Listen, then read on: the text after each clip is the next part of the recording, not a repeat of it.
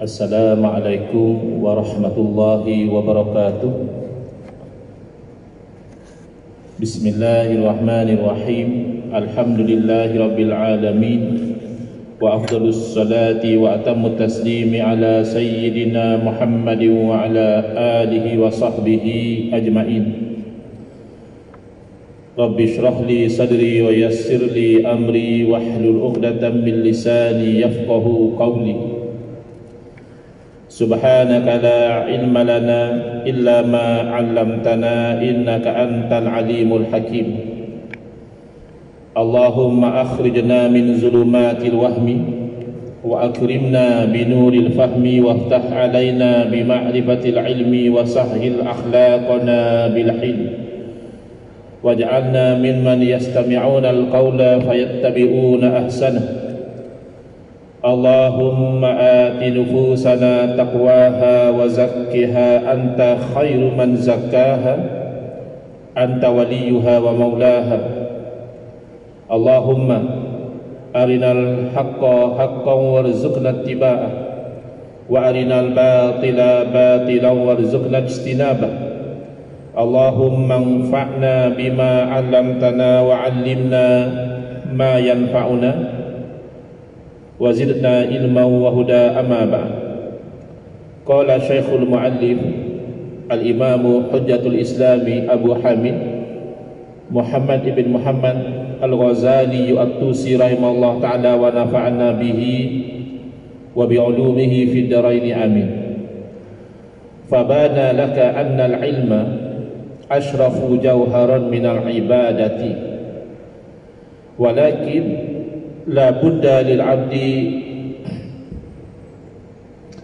minal ibadati ma'al ilmi wa illa kana ilmuhu haba'an mansura fa innal ilma bimanzilati syajarati wal ibadata bimanzilati samaratin min samaratiha fasyarafu lisyajarati idhiyal aslu lakinnal intifa'u bima yahsulu bi thamaratiha.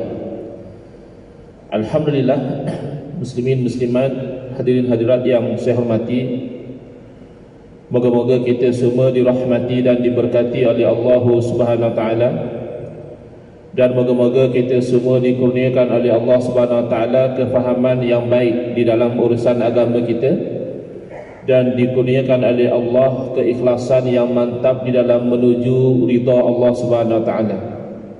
Syukur pada malam ini insya-Allah kita menyambung pengajian kuliah Maghrib bulanan hari Ahad yang pertama, anjuran Masjid Bukit Indah Ampang, menggunakan kitab Minhajul Abidin, Jalan Para Abid, atau tata cara ahli-ahli ibadah, yang mana dalam kuliah yang lalu kita telah masuk kepada akabah yang pertama, iaitu akabatul ilmi, dakian ilmu. Seorang yang ingin menjadi ahli ibadah, menurut kajian dan huraian Imam Ghazali rahimahullah ta'ala, perlulah berjaya melintasi atau mendaki 7 rintangan ataupun 7 dakian. Yang pertama adalah akabah ataupun halangan ataupun dakian ilmu.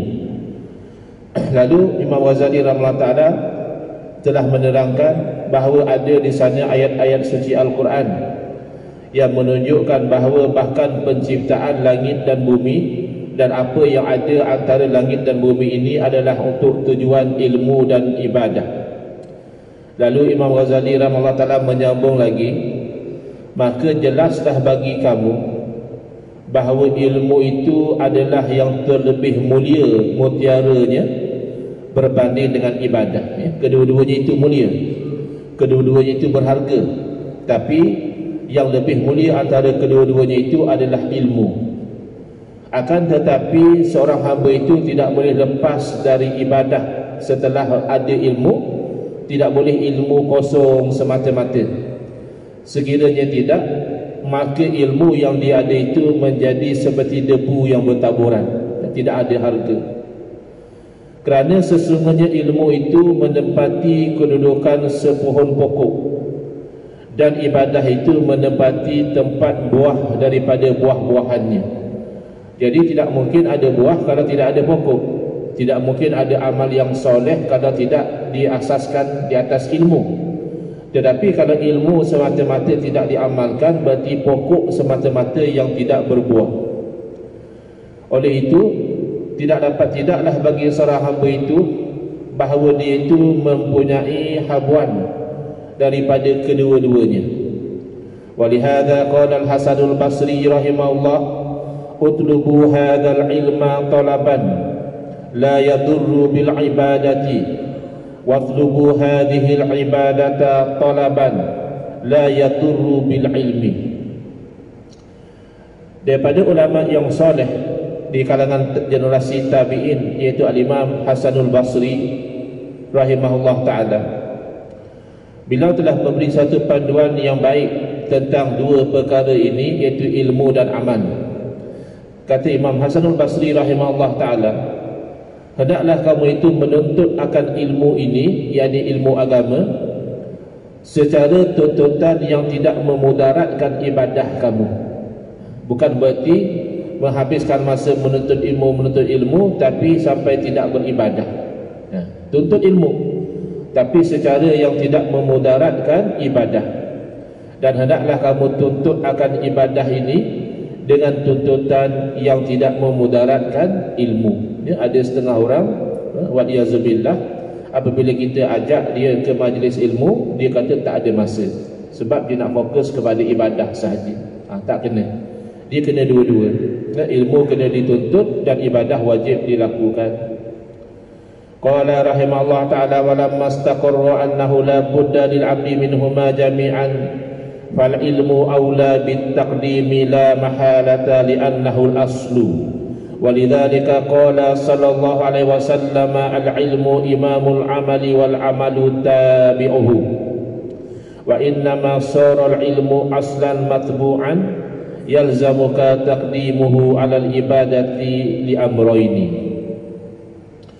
Maka apabila telah tetap pasti bahawa seorang hamba itu tidak boleh lepas dari kedua-duanya kesemuanya. Seorang hamba itu tidak boleh lepas daripada menuntut ilmu dan tidak boleh lepas daripada melakukan ibadah, maka ilmu itulah yang terlebih aula didahulukan. Tidak dapat tidak. Dua-dua itu perlu, tapi perlu dahulukan ilmu. Handphone kita, dia canggih macam mana pun, kamera dia yang cantik, mungkin dia punya speed yang terlaju, tapi hendaklah didahulukan dengan bateri. Kalau baterinya tak ada, secanggih mana pun kamera tak boleh digunakan, selaju mana pun internet tak boleh digunakan. Bukan kata tak penting, kalau ada bateri pun tak guna kameranya, apa makna? Tak guna internetnya, apa makna? Orang ada smartphone, kita pun ada smartphone juga, tapi tak guna. Kenapa beli ni phone sampai 6-7 ribu ni? Tengok kawan-kawan beli, saya pun beli. Tak guna ke? Tak guna pun. Jadi sia-sia saja. Tapi nak guna kena ada bateri. Kalau bateri tak ada, apa kecanggihan handphone itu tidak akan dapat dimanfaatkan. Maka kena ada ilmu dahulu. Karena itulah Nabi SAW bersabda, ilmu itu merupakan imam kepada amal, dan amal itu menjadi pengikut kepada ilmu. Jadi sebagaimana dalam kita solat misalnya, kita itu tidak sayugia mendahului imam, bahkan boleh membatalkan solat kalau kita itu mendahului imam dengan pergerakan-pergerakan yang terlampau banyak. Demikianlah tidak sayugia amal itu mendahului ilmu. Kena tuntut ilmu lalu beramal. Maka jadilah ilmu itu asal yang diikuti, yang melazimkan, yang mewajibkan kamu itu mendahulukan ilmu berbanding ibadah itu kerana dua perkara. Ahaduhuma litahsulalakal ibadatu wa taslama. Salah satu dari dua perkara tersebut, kata Imam Ghazali rahimahullah ta'ala, supaya ibadah itu terhasil bagi kamu dan menjadi selamat ibadah itu. Berarti kalau tidak ada ilmu dari segi syarak, boleh jadi ibadah itu tidak terhasil pun. Orang itu menyangkakan dia telah solat, tapi di sisi syarak solat dia tidak ada. kerana rukunnya tidak dilakukan atau syaratnya tidak dipenuhi, kerana dia pun tak tahu, dia hanya tiru-tiru saja. Nampak orang solat macam tu, dia pun tiru, rupanya tak terhasil ibadah bagi dia. Demikian puasa, demikian haji, tidak terhasil ataupun terhasil tapi tak selamat, cacat sana, cacat sini, ya. Cedera parah lah sembahyang dia tu. Kita kata nyawa-nyawikan, itu okey lagi lah, sah lagi lah sembahyang dia. Yang tadi yang tak terhasil tu langsung tidak dinilai sebagai solat. Jadi ini sebab yang pertama, kena dahulukan ilmu berbanding dengan ibadah. Qala rahimahullah ta'ala, fa innaka awalan yajibu alaika an ta'rifal ma'buda summa ta'budahu, wa kaifa ta'budu man la ta'rifuhu bi asma'ihi wa sifati dhatihi wa ma yajibu lahu wa ma yastahilu fi na'tihi. Farubbama ta'taqidu fihi wa fi sifatihi syai'an wal iyadu billah mimma yukhaliful haqqa fatakunu ibadatuka haba'an mansura. Lalu Al-Imam Ghazali rahimahullah ta'ala membawa kepada jenis ilmu yang pertama yang perlu dipelajari oleh seorang ahli ibadah. Kata Imam Ghazali rahimahullah ta'ala, maka sesungguhnya kamu mula-mula sekali wajib ke atas kamu itu mengenal yang disembah, kemudian kamu menyembah kepadanya, yakni ilmu tauhid, yakni ilmu akidah, ilmu ma'rifatullah dulu kena tahu. Dan bagaimana mungkin kamu itu menyembah sesuatu yang kamu tidak kenal pun, hanya ikut saja, jadi nanti na'udzubillah jadi perangai seperti orang-orang kafir. Orang-orang kafir yang menyembah berhala bukan kerana mereka kenal, tapi kerana mereka mengikut kepada amalan nenek moyang mereka semata-mata. Bahkan ketika didakwah supaya meninggalkan kesyirikan menyembah berhala, pergi kepada tauhid menyembah Allah, mereka berdegil dengan alasan haza ma wajadna alaihi aba'ana, sebab berhala inilah yang kami dapati tok nenek kami dahulu lakukan. Kenapa pula nak tinggal? Ini dah amalan tradisi tok nenek kami. Kenapa? Kerana mereka tidak ada makrifah. Maka kita orang Islam, di dalam kita itu beribadah kepada Allah, pertama sekali kita perlu makrifah nama-nama Allah, sifat-sifat yang ada pada zat Allah, apa yang mesti ada pada Allah dan apa yang mustahil ada pada Allah Subhanahu wa ta'ala.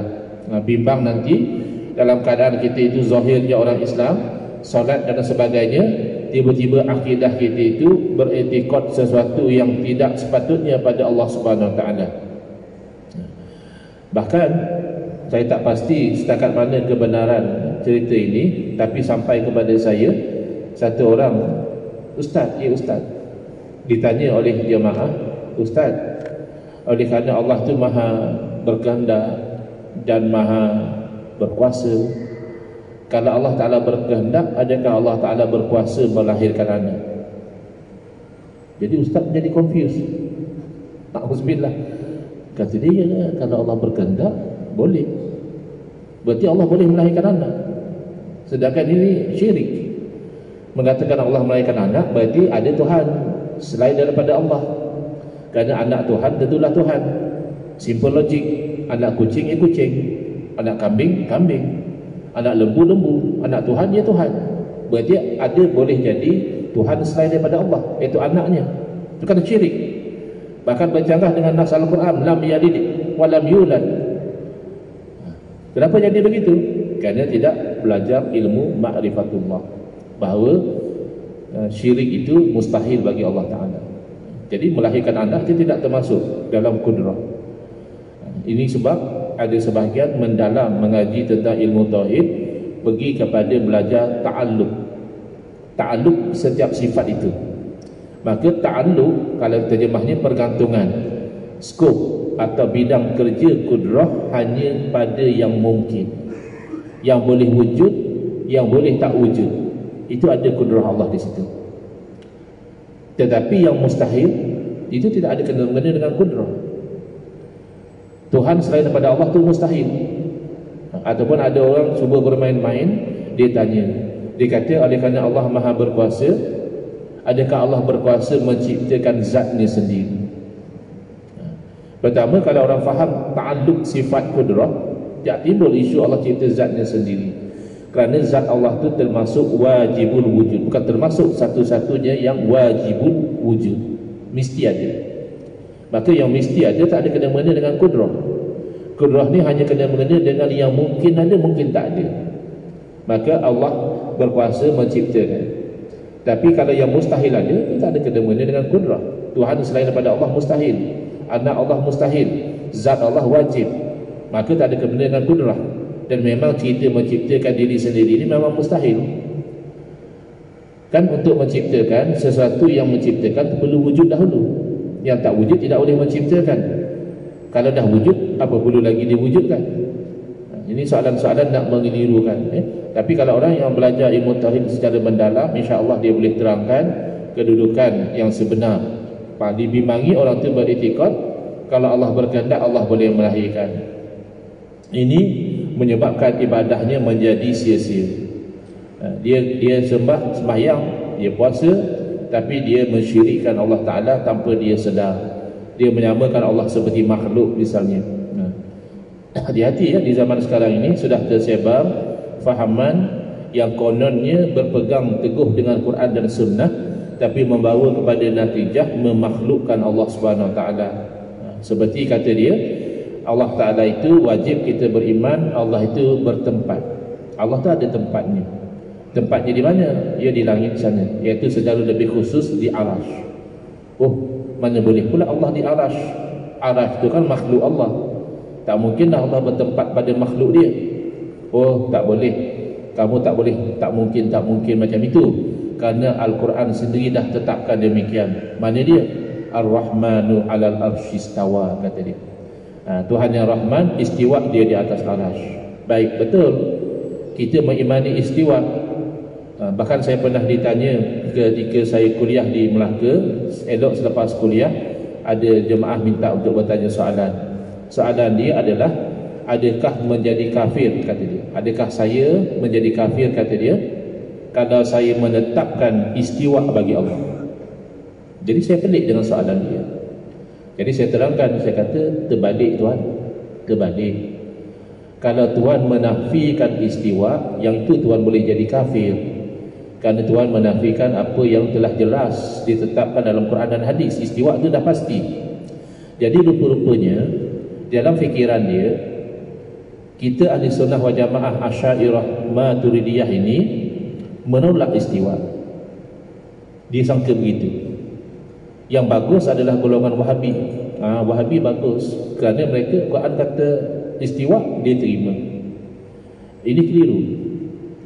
Sebenarnya tidak ada beza antara ahli sunnah wal jamaah Asy'ariyah dan Maturidiyah dan juga golongan yang dikenali sebagai Wahabi sekarang ini. Pada menetapkan istiwa tak ada beza, sama je. Wahabi kata istiwa ada, kita pun kata istiwa ada. Bukan kata Wahabi nafikan atau kita nafikan, tidak. Cuma beza adalah pada menetapkan makna istiwa. Apa makna istiwa? Maka kita ahli sunnah wal jamaah Asy'ariyah Maturidiyah, kita mengambil jalan tanzih. Tanzih makna mensucikan Allah dari menyerupai makhluk, mensucikan Allah dari sebarang kekurangan. Itu approach tanzih. Sementara Wahabi, kalau tidak semua pun sebahagian dari mereka, terjerumus kepada tashbih. Cara mereka memahami istiwa itu menyebabkan Allah itu sama seperti makhluk. Contohnya mereka mengatakan istiwa itu maknanya Allah bersemayam di atas arash. Apa makna bersemayam? Duduk. Cek dalam kamus Dewan Bahasa, bersemayam apa maknanya? Duduk. Dan duduk itu maknanya adalah memberatkan jasad pada bahagian punggung. Kalau kita memberatkan jasad pada bahagian kaki, itu namanya berdiri. Kalau kita memberatkan jasad pada bahagian belakang ataupun lambung, itu namanya berbaring. Adapun memberatkan jasad pada bahagian punggung, tak kisahlah bersila ke, bersimpuh ke, ya, atau bagaimana, itu namanya duduk. Maka memaknakan istiwa dengan makna bersemayam ataupun bertempat, itu tidak sesuai dengan ayat yang muhkamat. Ya, laisa kamitslihi syai'. Tidak ada sesuatu pun yang sama seperti Allah. Jadi arash itu tidak sama seperti Allah. Arash itu makhluk, Allah itu qadim. Berarti makhluk satu masa dahulu arash tidak wujud. Adakah semasa arash tidak wujud Allah juga seperti arash, iaitu Allah juga tak wujud? Mustahil. Allah tidak seperti arash, bahkan Allah tidak seperti malaikat, Allah tidak seperti rasul, Allah tidak seperti satu apa pun. Laisa kamitslihi syai' wa lam yakul lahu kufuwan ahad. Ini ayat-ayat yang muhkamat. Maka Allah wujud tanpa ada permulaan. Berarti ketika mana arash belum wujud, Allah wujud. Adakah selepas Allah menciptakan arash lalu Allah berubah dari tidak bertempat menjadi bertempat? Ini kan mustahil. Bahkan mereka juga menolak sebenarnya. Kalau kita sembang dengan kawan-kawan yang berfahaman Wahabi, dia juga tolak akidah yang namanya al-hulul wal ittihad. Mereka kata tak mungkinlah Allah itu bersatu dengan makhluk, mana sama dengan kita. Dan tak mungkinlah Allah itu berada pada makhluk. Al-hulul itu makna Allah berada pada makhluk. Kalau al-ittihad, Allah tu memang menyatu dengan makhluk. Itu kita dua-dua tolak. Asy'ariyah Maturidiyah tolak akidah macam itu, Wahabi juga tolak. Tapi mungkinkah mereka tak perasankah mengatakan Allah itu berada atas arash, itu adalah i'tiqad al-hulul. Berarti Allah berada atas makhluk. Kecuali kalau dia nak kata arash bukan makhluk, syirik. Saya jumpa orang macam itu, dia berani. Saya kata tak mungkinlah Allah bertempat pada arash, kerana arash itu makhluk. Dia kata, mana dalil Ustaz? Mana dalil arash itu makhluk? Innalillahi wa inna ilaihi raji'un. Dia tak boleh terima arash makhluk, dia syirik. Di sisi kita orang Islam, yang tidak makhluk hanya Allah dan sifat-sifat Allah lah. Sifat-sifat Allah tidak makhluk. Tetapi arash makhluk, syurga makhluk, neraka makhluk, langit bumi makhluk, malaikat makhluk, Nabi makhluk, Nur Muhammad ia makhluk. Kalau siapa yang ada mengatakan Nur Muhammad itu bukan makhluk, itu salah. Cuma khilaf ulama, adakah Nur Muhammad itu awal makhluk atau bukan awal makhluk, itu khilaf. Tapi kalau siapa yang mengatakan Nur Muhammad itu bukan makhluk, tak betul. Jadi hati-hati ya. Ini akidah-akidah yang menyeleweng. Tanzih sama ada dengan jalan tafwid. Tafwid ni makna serah bulat-bulat kepada Allah Ta'ala. Ada sesetengah tafsir, tak silap saya, tafsir Jalalain pakai metod tafwid dalam bab ni. Kalau kita buka tafsir, dia kata apa? Istiwa'an yaliqu bihi jalla jalalu. Yang dikatakan istiwa itu adalah istiwa yang layak dengan Allah. Bagaimana? Wallahu a'lam. Maka Imam Malik pernah mengatakan was-su'alu anhu bid'ah. Duk tanya macam mana itu bid'ah. Mana bid'ah yang terkeji. Kerana kita nak membagaimanakan Allah itu tidak layak dengan Allah Subhanahu Wa Taala. Baik. Jadi ini tujuan kita itu belajar akidah supaya kita tidak terjerumus dalam qadariyahnya, menafikan takdir, dengan jabariyahnya, menyalahkan takdir. Ini dalam memahami sifat kudrah, sebahagian orang Islam tergelincir kepada bid'ah qadariyah, iaitu dia mengatakan Allah menciptakan makhluk, Allah menciptakan manusia, tapi perbuatan manusia itu manusia buat sendiri, bukan Allah yang ciptakan. Berarti kita lepas diciptakan, kita ni automated ya. Allah ciptakan kita, kita sudah automatik. Allah pun tak tahu manusia nak buat apa, kata golongan qadariyah, sehinggalah manusia itu buat, baru Allah tahu. Oh dia semayang, oh dia mencuri, oh dia berlari. Sebelum dia buat, Allah pun tak tahu. Maka akidah sebegini tidak ada khilaf di kalangan ulama, menjadi kafir waliyazubillah orang yang berakidah demikian, kerana dia menafikan kudrah Allah, dia menafikan ilmu Allah. Bahkan dalam hadis Nabi SAW, Nabi memberi indikasi tentang kekufuran golongan ini. Nabi SAW menyebut majus hazihil ummati al-mukazzibuna bil aqdar. Majusi umat ini adalah yang mendustakan takdir Allah. Bila kamu berjumpa dengan mereka, jangan beri salam. Kalau mereka sakit, jangan ziarah. Kalau mereka meninggal, jangan disaksikan jenazah mereka. Padahal ini kan yang sepatutnya kita lakukan pada orang Islam. Jumpa bagi salam. Kalau dia sakit, kita ziarah. Kalau dia meninggal, kita pergi uruskan jenazah dia. Maka ini indikasi, dan memang ulama tidak khilaf kalau qadariyah ini membawa kepada kufur. Di seberang sana tu dia ada ekstrim golongan yang menerima takdir tapi terlajak sampai menyalahkan takdir. Dia kata segala yang berlaku di dunia ini, buruk atau baik, itu adalah perbuatan Allah. Itu masih betul. Wallahu khalaqakum wa ma ta'malun. Dan Allah lah yang menciptakan kamu, kita ni makhluk Allah, dan apa-apa yang kamu amalkan, baik ataupun buruk, juga makhluk Allah. Tetapi dia terlajak ke tahap menyalahkan takdir. Ya, orang macam ni misalnya kalau kita nasihat dia, kita kata pada dia, abang kenapa tak solat? Abang dah usia pun dah makin lanjut, bawa-bawalah solat. Nanti dia akan jawab, tu nak buat macam mana ustaz? Memang Allah takdirkan saya ni tak solat. Macam tu pula jawab dia. Dan memang Allah takdirkan saya ni berjudi. Dan memang Allah takdirkan saya ni minum arak. Dan saya tu reta je lah dengan takdir Allah. Betul ke orang macam ni? Ni agak-agak kalau dia ditempeling macam mana ya? Kalau ustaz yang nasihat dia tadi tempeling dia, pasti dia marah. Dia ni ustaz apa tempeling orang? Sebab tu ustaz kena dakwah bil hikmah, bukannya tempeling orang macam ni. Cuba ustaz tu jawab pada dia, nak baca ni bang, ya, memang Allah dah takdirkan saya tanpa awak. Saya tempeling awak ni Allah dah takdirkan, awak kena reda. Awak tak faham saya tambah lagi. Akhirnya dia fikir pun tak betul juga. Lebam juga muka aku kalau pakai takdir macam ni. Dan dia pun hanya mengelat, menyalah-nyalahkan takdir ini hanya ketika mana dia tu nak meninggalkan perintah Allah. Tapi dalam bab lain, dia pun tak teringat takdir juga. Kalau dia lapar pagi itu juga dia cari makan, cari roti canai, cari nasi lemak. Kenapa dia tak kata, ya Allah dah takdirkan ustaz saya ni lapar hari ni? Tak ada. Lapar, usaha dia cari makan. Jadi orang macam ini juga membuat bid'ah dalam akidah kerana tidak makrifah kepada Allah Subhanahu Wa Taala. Ahli Sunnati wal Jamaah berkeyakinan bahawa Allah Subhanahu Wa Taala mentakdirkan setiap yang berlaku itu buruk ataupun baik. Dalam masa yang sama juga kita dikurniakan oleh Allah usaha dan ikhtiar, yang mana wajib kita gunakan usaha ikhtiar itu untuk patuh kepada perintah Allah. Kamu kata Allah dah takdirkan kamu tak sembahyang, mana kamu tahu? Kan waktu masih ada. Kamu sekarang ni meneka-neka benda yang kamu tak tahu. Kamu cuba nak memainkan peranan Allah. Kan takdir itu kan itu urusan Allah. Sedangkan kamu lupa peranan kamu, iaitu taat kepada perintah Allah.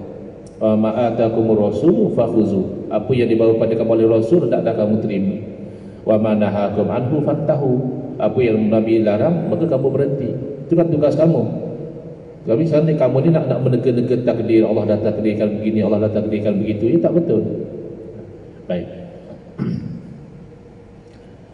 Faqad syarahna ma fi dzalika min al-khataril azim. Kami telah mensyarahkan, yang Imam Ghazali telah mensyarahkan tentang tauhid ini daripada kepentingan yang besar fi bayani makna su'il khatimati min kitabil khawfi min jumlati kutubi ihya'i ulumiddin, iaitu pada menceritakan makna su'ul khatimah, penutup yang buruk. Kan kita selalu juga doa, Allahumma khtim lana bi husnil khatimah wa la takhtim alaina bi su'il khatimah. Ya Allah, akhirilah kami ini dengan penutupan yang baik, dan janganlah akhiri kami dengan penutupan yang buruk. Jadi Imam Ghazali rahimahullah ta'ala menerangkan apa makna su'ul khatimah dalam kitab Al-Khawf, iaitu sebahagian daripada isi kitab Ihya'u Ulumiddin. Qala rahimahullah ta'ala summa yajibu alaika. Lalu Imam Ghazali bergerak ke ilmu yang kedua.